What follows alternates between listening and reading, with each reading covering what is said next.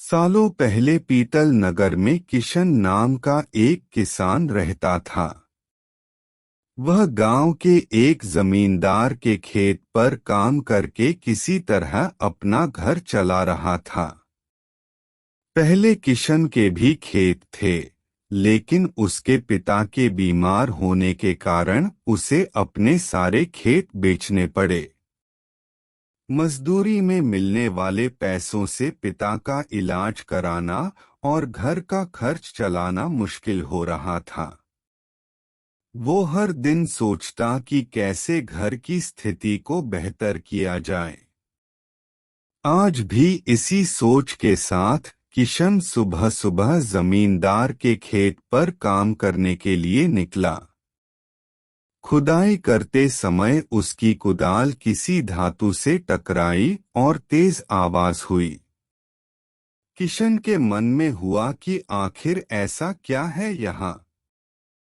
उसने तुरंत उस हिस्से को खोदा तो वहां से एक बड़ा सा पतीला निकला।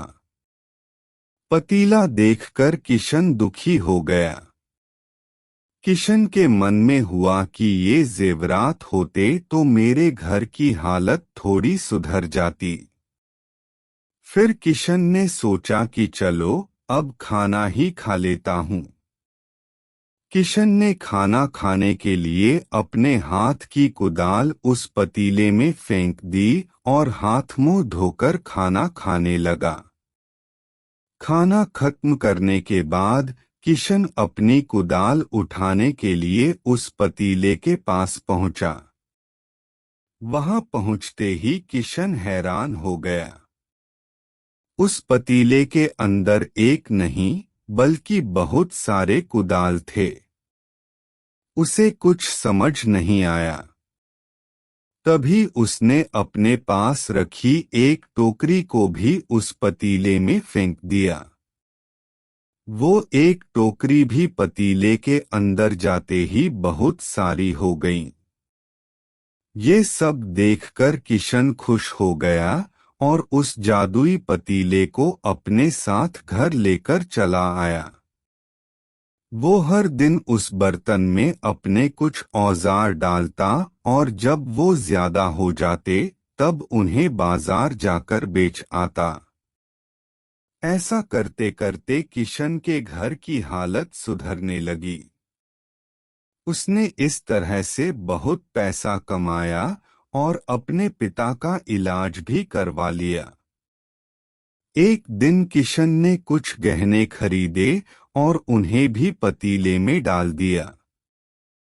वो गहने भी बहुत सारे बन गए। इस तरह धीरे धीरे किशन अमीर होने लगा और उसने जमींदार के यहाँ मजदूरी करना भी छोड़ दिया। किशन को अमीर होते देख जमींदार मोहन को किशन पर शक हुआ। वो सीधे किशन के घर पहुंचा।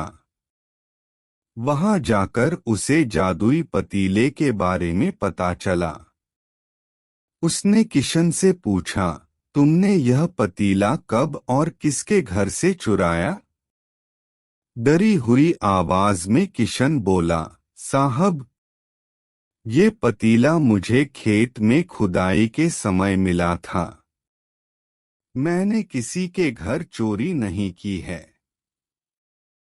खेत में खुदाई की बात सुनते ही जमींदार ने कहा, यह पतीला जब मेरे खेत से मिला तो यह मेरा हुआ। किशन ने जादुई पतीला ना लेकर जाने की बहुत मिन्नतें की, लेकिन जमींदार मोहन ने उसकी एक नहीं सुनी। वो जबरदस्ती अपने साथ वो जादुई पतीला लेकर चला गया। जमींदार ने भी किशन की ही तरह उसमें सामान डालकर उन्हें बढ़ाना शुरू किया। एक दिन जमींदार ने अपने घर में मौजूद सारे गहने एक एक करके उस पतीले में डाल दिए और रातों रात बहुत अमीर हो गया। एकदम से जमींदार के अमीर होने की खबर पीतल नगर के राजा तक पहुंच गई। पता लगाने पर राजा को भी जादुई पतीले की जानकारी मिली।